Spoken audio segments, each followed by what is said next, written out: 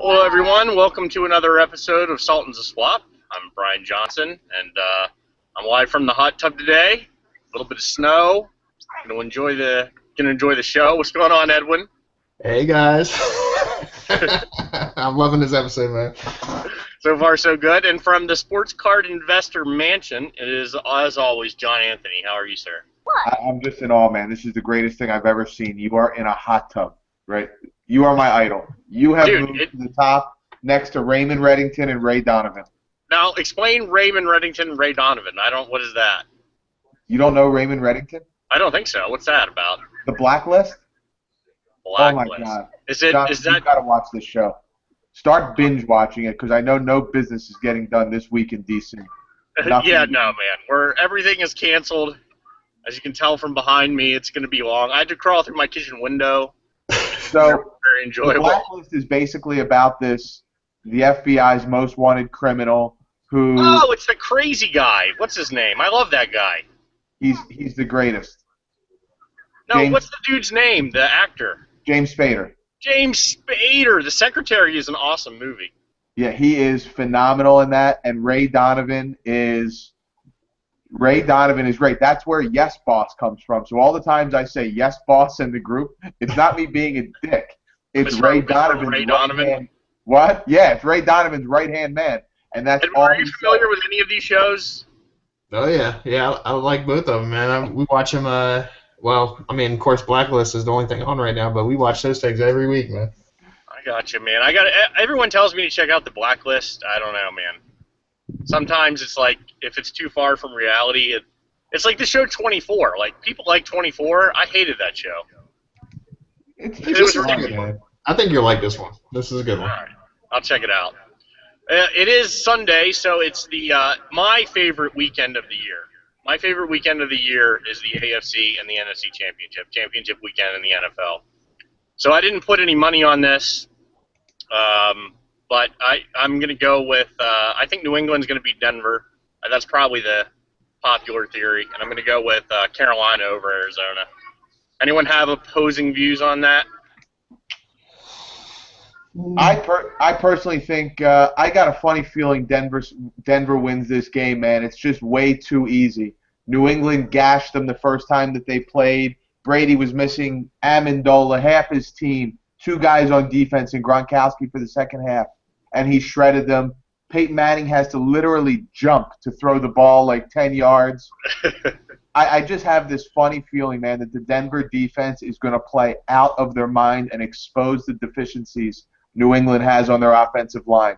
I see a really low-scoring game. Really? I see a 13-10, 16-13 final, one way or the other. But I think this is going to be one of the greatest games ever. I'm actually heartbroken, man. I told you this last week. I'm so sad about this. These 2 guys they've been like heroes. They've been people that have made my Sundays fun for the last umpteen years. You look forward to it every single Sunday, and to see Peyton Manning literally on his last leg, it's just really sad. See, maybe that's why, because I'm a Steelers fan, I despise both of them. Yeah. Because every year the Steelers didn't go to a Super Bowl, with the exception of the stupid Ravens. It was either Brady or Manning ruining my day. Yep. So I guess that's why I don't like you. But I've learned over the years, man, just the Patriots just win. That's all they do. That's it. That's all they do. I'm going to pick New England, and I'm going to go Arizona. I'm rocking my cowboy slippers today. Your cowboy slippers? You haven't needed those on championship weekend in a long time, Edwin. This is true. I can't say nothing than that one, but it's true. I'm just saying, it's been a while. It has. I mean, the early 90s were awesome. I'm not a bandwagon fan. I'm going to stick it out with my team. You're going to stick it out? You know? Do you think the Cowboys are going to get Johnny Manziel? I think they will. Hey, you know, I mean, I hope they bring it back, you know? I just, like, I'm drinking beer at 10:30 in the morning in a hot tub, so obviously I don't have any problems with Johnny Manziel's antics. To me, that's just, I think John was like, "Oh my God, you have a tattoo." That kind of made me laugh too. I have a couple, but I fully admire that type of behavior as a young man. I don't mind it one bit. If Johnny, any you're team just is not the kind used of to the person. I antics, mean, it's you don't have the look of someone who's getting inked up. That's all. No, I I don't know. know. I understand that. I do. I do. I've heard that. I've heard that before. Nowhere where it shows, man. I don't know if it's the polo sweaters and the form-fitting jeans with the Form-fitting jeans. with the $150 pair of boots or galoshes or whatever you'd wear this time of Galoshes. year. Those are Uggs, sir. They're very fashionable. And that's a joke. I don't wear Uggs, man. It's typically more people like my kind that have brims, as you refer to, that are so flat you could stick a level on it. The flat-brimmed hat. Yeah, I mean, Dude, have you... Okay, I know that part of you got that flat-brimmed hat just for, like, a thing, but did you really own a flat-brimmed hat beforehand? Honestly, man, come on. it wasn't. My brims aren't flat. They're very slightly bent, only because my head is just not the proper shape to rock a flat brim. They're not totally flat. I got two thumbs yelling from the ceiling that they're flat.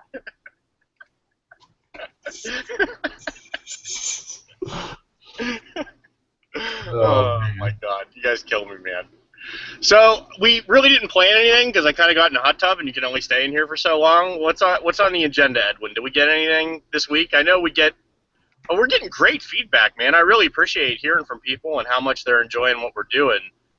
But as far as questions go, what do we got on the slate? I don't think we have any major questions out there. I think this week, as far as what I've seen around in the groups, there's been a lot of shipping delays, things like that. I mean, obviously, we're talking, weather, inclement dude, weather. Where I am, I got 32 inches of snow, and my mail didn't come yesterday. No surprise there. Yeah, I mean, it affects the hobby. The weather affects the hobby, Yeah. So, but also, it's a good time to get your stuff up on eBay, and people are stir crazy in the house buying stuff up. So, it's a good time to buy and sell. That's for sure. No, I've been having fun, man. I mean, John knows, I started with $1.20 in my PayPal account. I built it up to about 400.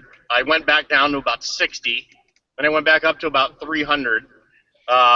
It's been fun, man. I normally don't have this kind of time on the weekend or, certainly during the work week to have some fun. So I've been kind of letting it rip myself.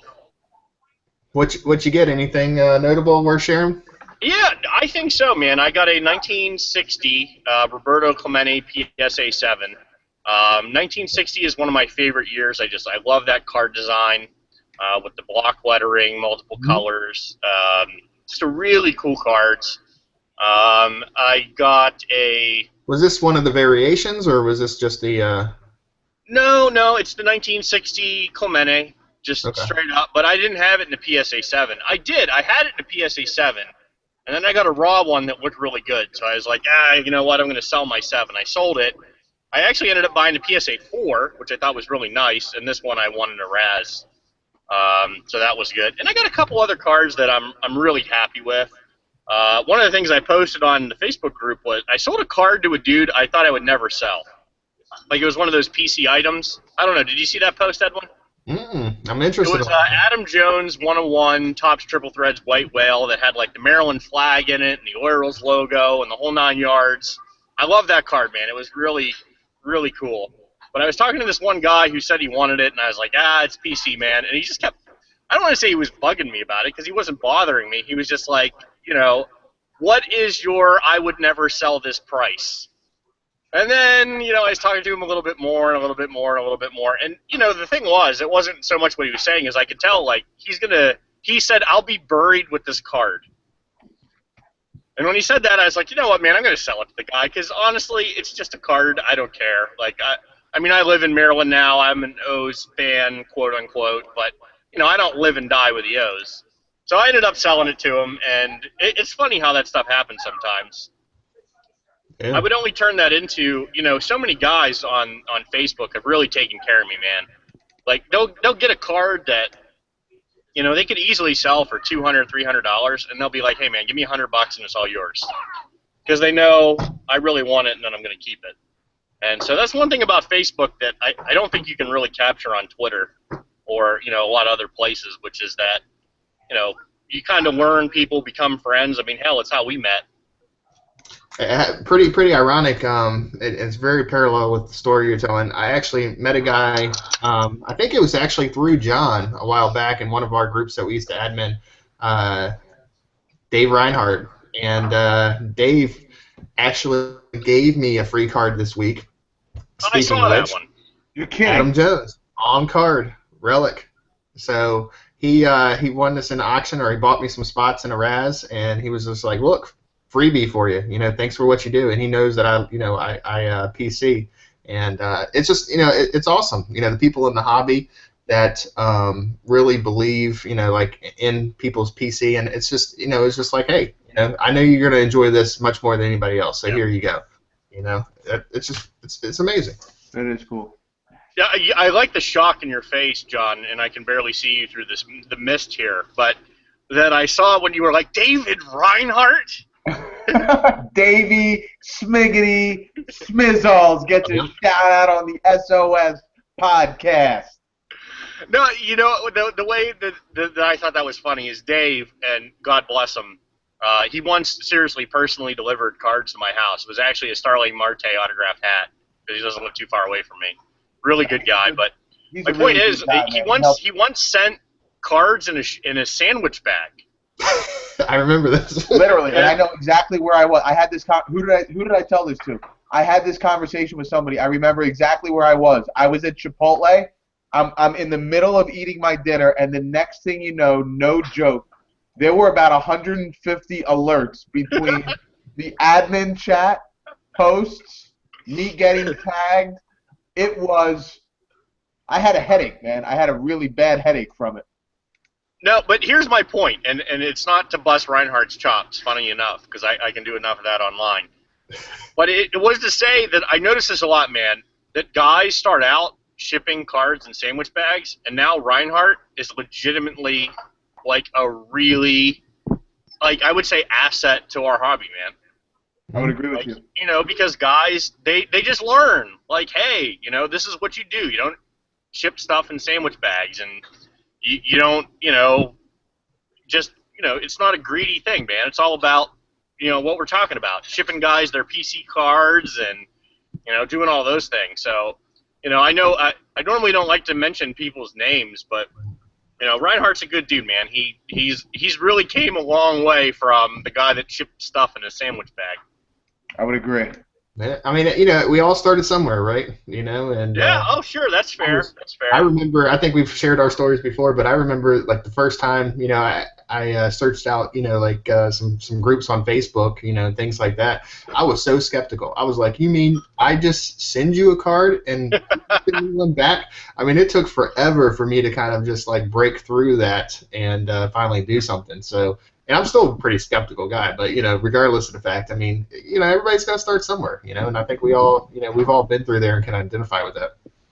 Yeah, man. I just when he said he sent you, when I saw that post, I was pretty happy, man, because you see the same thing online with people's collections, where they kind of start off and they're like, hey, I haven't collected baseball cards in 15 years. And, of course, they post their 86, 87, or their 89 Ken Griffey Jr., and, they're like, hey, I'm looking to get back into the hobby. And, kind of as time goes by, like a year and a half, 2 years, you see, they got a Lou Gehrig Gowdy and, a 52 Mays. It's so cool, man. That's the one thing I really like about the online community that is hard to capture in real life, where you can kind of watch the progression of a person's collection, the way they interact, that kind of stuff. So it's pretty cool. Absolutely. So what else have we got in the docket, man? Well, Top Series 1 Baseball 2016 releases this week, which is going to be pretty cool for a lot of people. A lot of people I know are really looking forward to it. The real diehard collectors, the lifeblood of the hobby on the modern end, per se, are anxiously awaiting this release. What's the design like, Johnny? To tell you the truth, I have no idea. I haven't seen it. That's the one thing. I'm not a Topps bash. I mean, there's some things that I really bash Topps about, but this is one thing that bothers me. They just don't put the checklist and the pictures and all that stuff out far enough in advance to like for me to even check it. I'm just so enthralled in everything else that we have going on. I have not really looked into it, to be completely The honest. only reason I wonder is because you know how it is for a long time. They've been going with a lot of white border cards. Yep. And the white border has a lot of advantages. It doesn't show the dings, dents, and scratches as much, but it leaves a little something to be desired. So I know a lot of people didn't like the 2015 design. I was one of the people that freaking loved the 2015 design, man.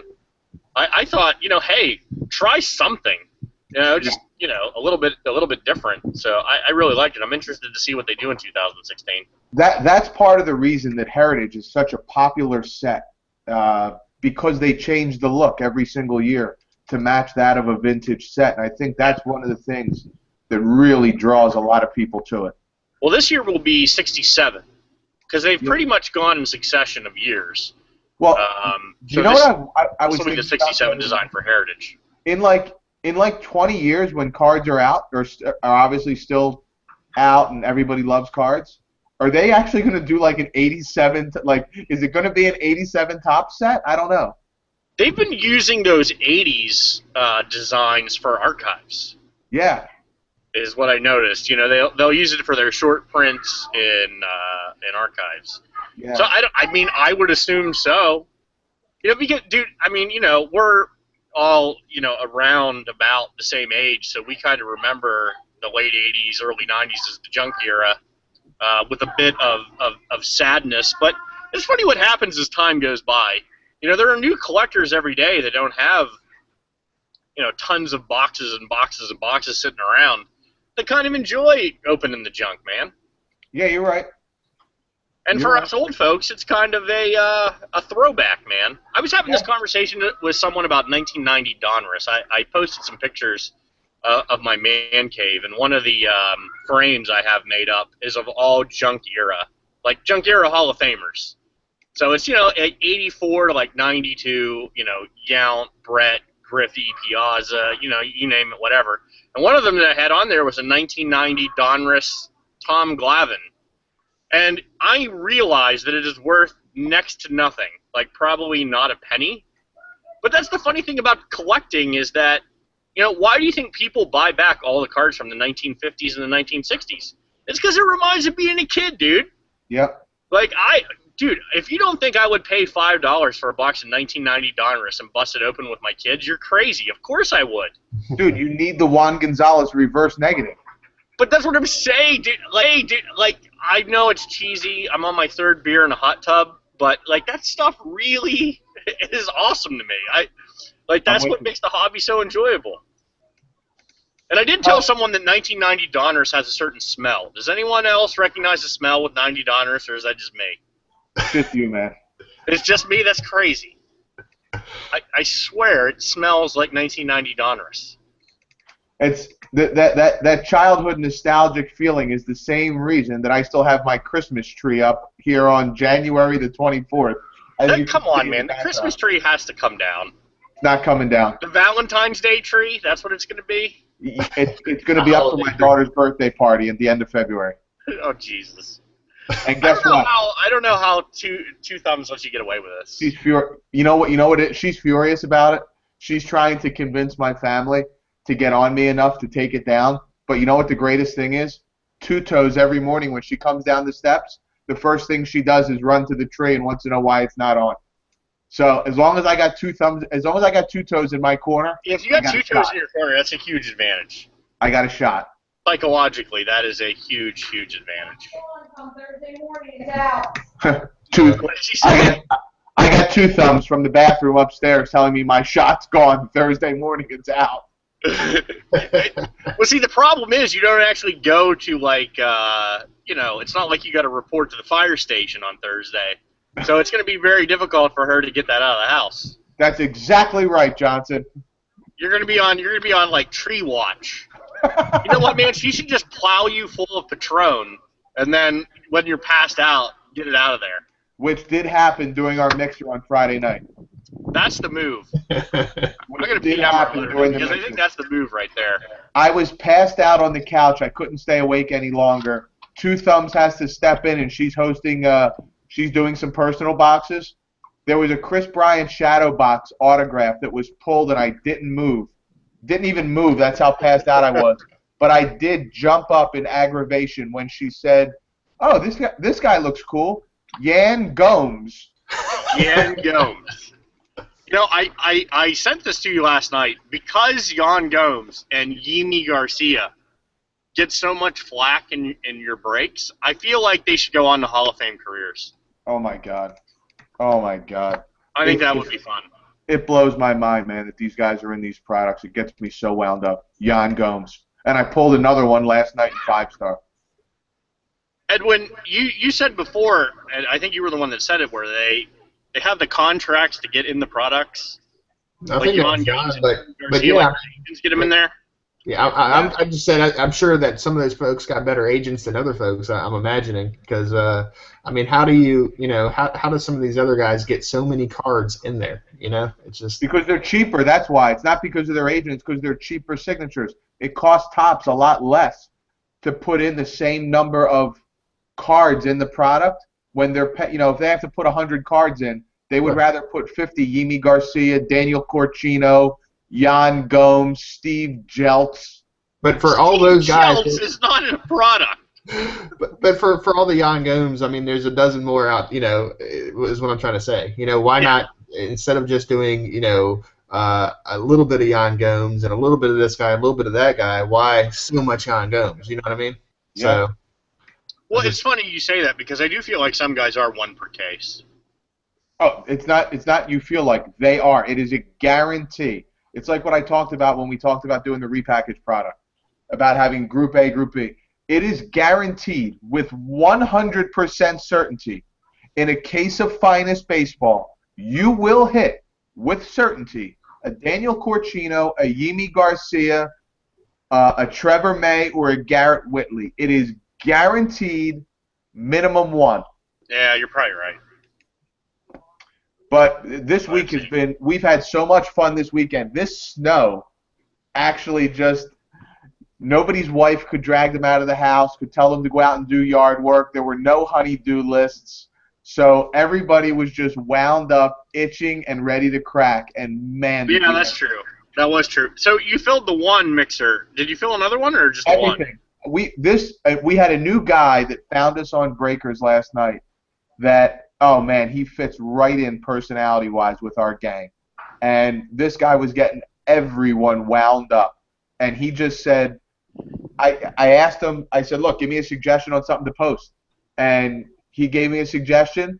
I posted it, and an hour and a half later, it was flying. There were guys that hadn't taken spots in a break in 4 months that wanted to get in. Well, see, Edwin lives in Florida, so he doesn't get to enjoy the wonder that is 3 feet of snow at one time where you can't go anywhere. Yeah, Literally can't go anywhere. I had to put socks on with my sandals this morning, man. It's cold down You here. had to put socks on? I'm sorry, dude. Oh, my God.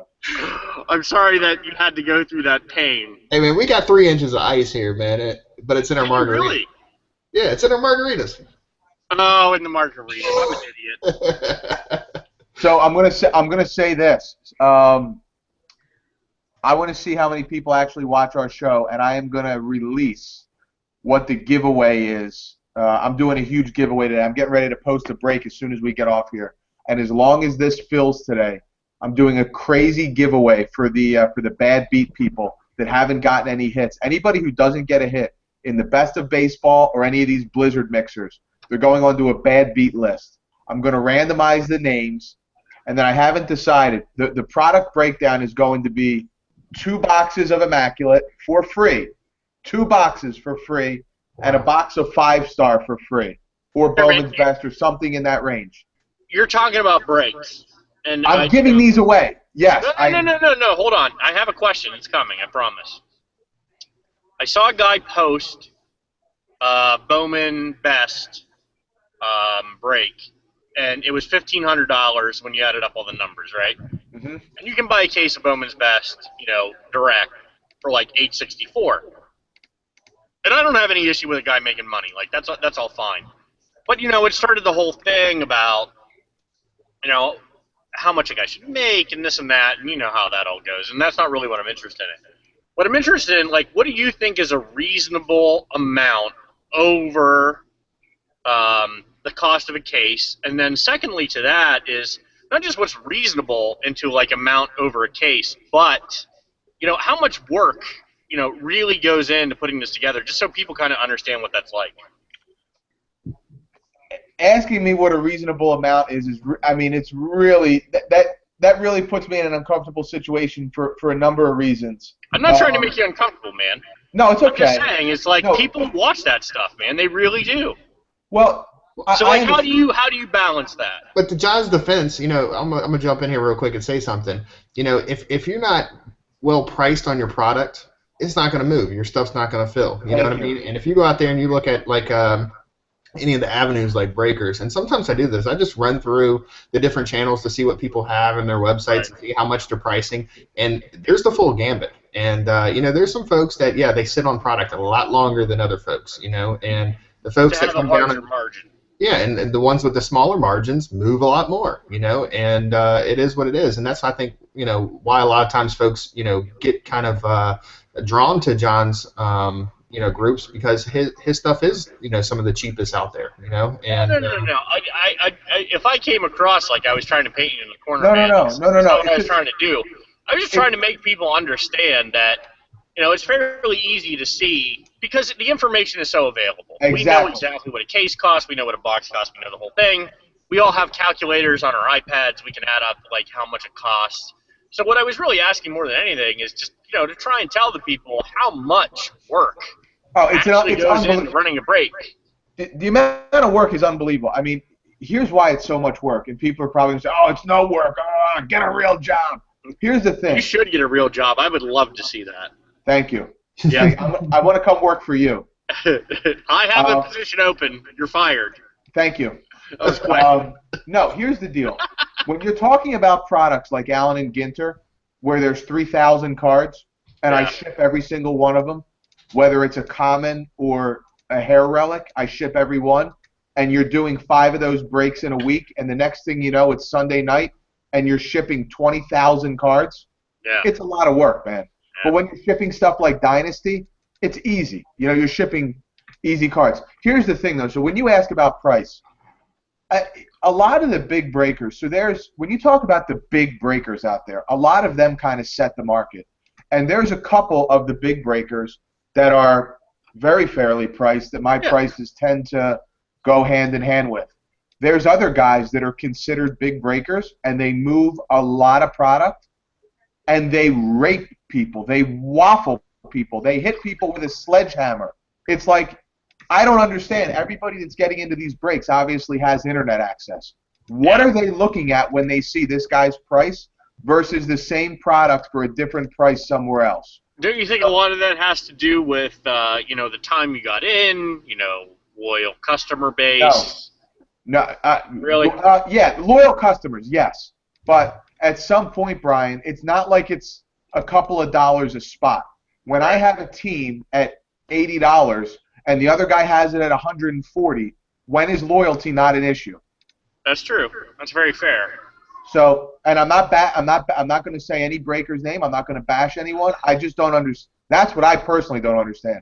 But when you take out the guy who's, the handful of guys that are the most expensive, and the 2 or 3 guys that are just buffoons and want to lose money, when you take out those and you have the next like 8 to 10 and they're all within a couple dollars of each other, I mean, the price is the price. It's just, whoever comes up with it, whoever sets it, whether one of these really, really big timers gets it basically from a distributor that says this is what we recommend, it is what it is. But when you talk about the cost of stuff, here's a great example. There are some products every single year, without fail. See, you guys don't know what stuff really costs. Like, you only know what blowout costs. You don't know what anybody else pays or what, stuff like that is. So there are certain products like Museum, every single year, without fail, the price goes through the roof in the pre-sale. Not even, forget about once it comes out, in the pre-sale. If you knew what that stuff costs, like if you had a store and could get it direct from the manufacturer versus what it sells for in the secondary market, you guys would be blown away. It's unbelievable. And it's because of the demand. But then you look at a product like the base level tops, that Blowout is basically giving away. Like the guy is shipping it. He's basically turning dollars. And that's Right. because the manufacturer says you got to take this much product to be able to get the good stuff. So, I mean, that's kind of where the prices come in. When you have to take stuff that doesn't really have high margins to get other stuff. It just kind of blows me away. I'm sorry, man, to cut you off there, but the 2016 is coming out already. I mean, I know it is 2016, but damn. So my whole thing is this. When you take a look at what products are coming out, and you take a look at the checklists and the time frame and so on and so forth, after this, we don't really have anything worth breaking for like a month. And I'm not even doing 2016 tops. I've got a couple of cases sold that are being shipped to people. I can't break 2016 tops. So there's really not a whole lot that's coming out. So Topps didn't do a great job of spacing this out. I mean, what's their thing this year? Last year was the coin and the stamp, which I don't get, but people paid a lot of money for. Yeah, I honestly don't know, man. I'll tell you what I loved. Do you remember the Topps product, I want to say 2012 or 13, when they had those die cuts? Those, what were they called? I might have been out of the hobby then. Yeah, I know what you're talking about. It was just 2 or 3 years ago. It was Cut to the Chase, I think the insert set was. Yep. They were awesome. And the other insert that was in that set, those silver cards, they were all like big-time legends. You know what I'm talking about?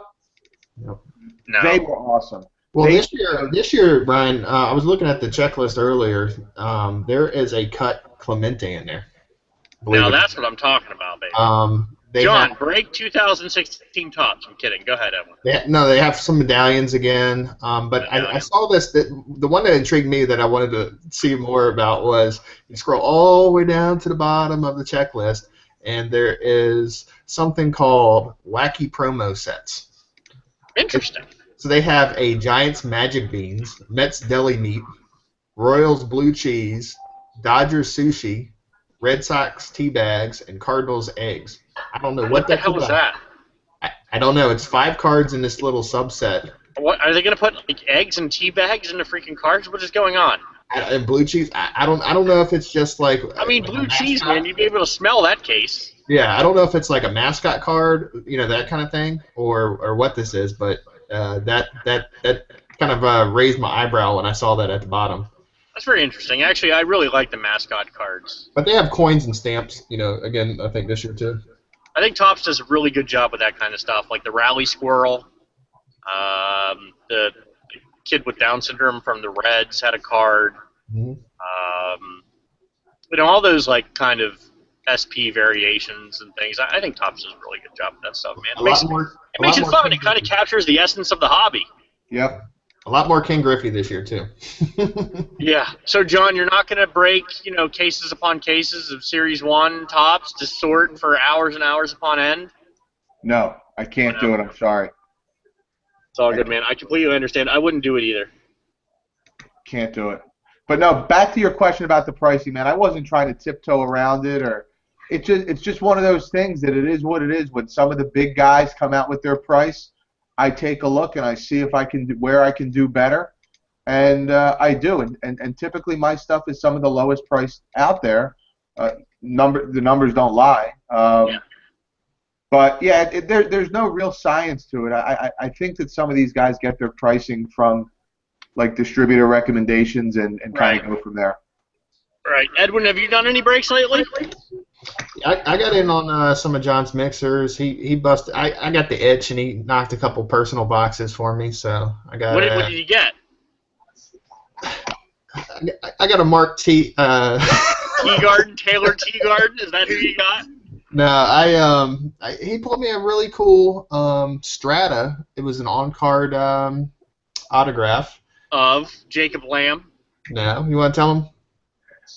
I don't remember, Edwin. It's already in the mail on its way to you, along with it was the Sandy Koufax. Remember that Sandy Koufax? Oh, I did see the Sandy Koufax, man. That was a badass hit. Yeah, that was probably the hit. He pulled me a nice, out of Treasures, he pulled me a nice Eddie Murray book. Wait, hold on. Oh, I did see the Eddie Murray book too, but I like the Koufax more, man. Well, that's why I said the Mark T.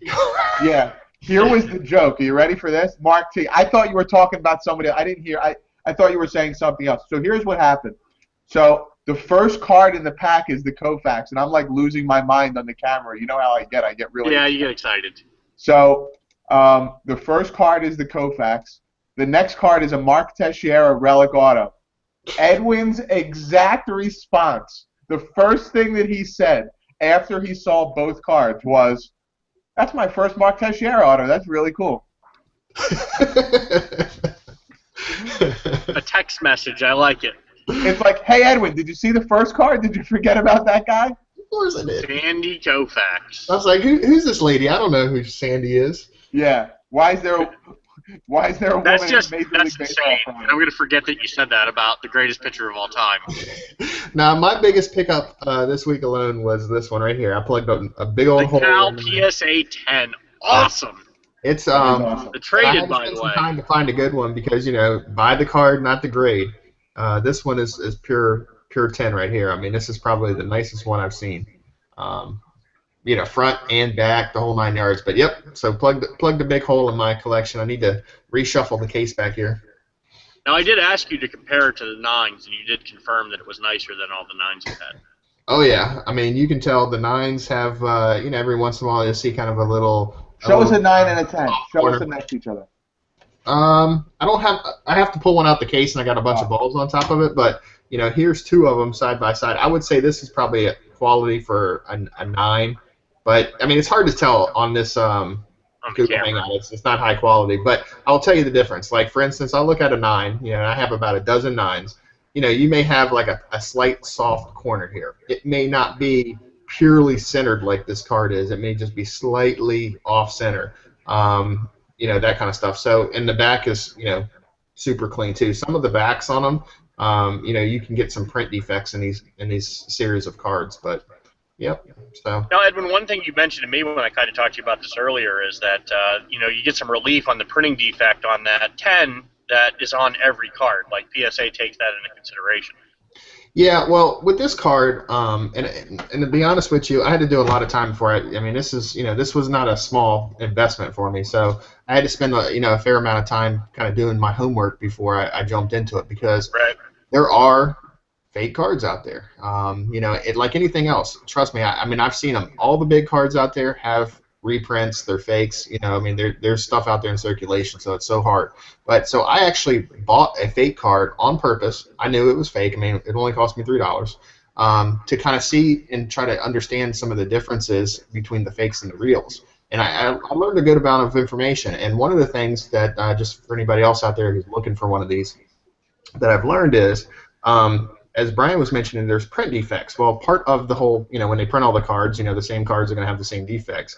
And one of the things, and you can't really see well in this view, but on most of the cards, there's a small print defect in this dark orange swoosh at the bottom. And if I compare that to like the fakes or the reprints, I mean, the reprints are perfect. There is no, none there. And I'll tell you, I mean, as somebody who owns, several dozen of these, it's on every single one of them.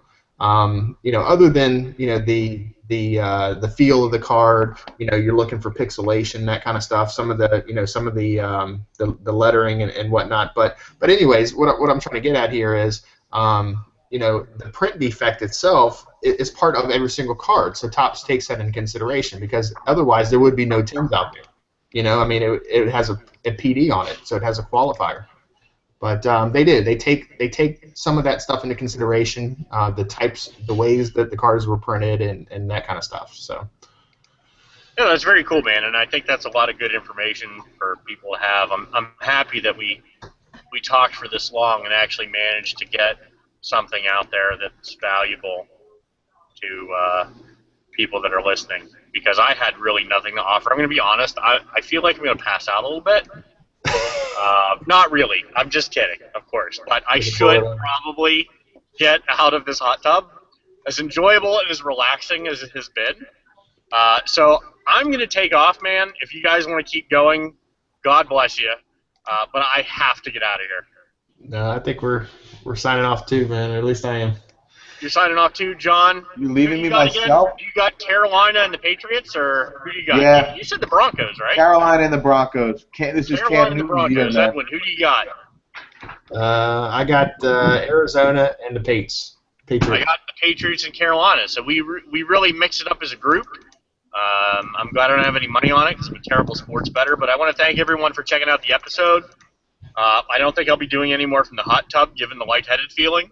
Come on, man. I enjoyed doing this one. So everybody enjoy their Sunday, man. It's going to be a good day. John, Edwin, thanks for joining us. Check us out on Twitter. Keep hitting me up on Facebook and hit us up on our Facebook page. We love it. And I'll see you guys next week. Peace Thanks, out. everyone. See you, man.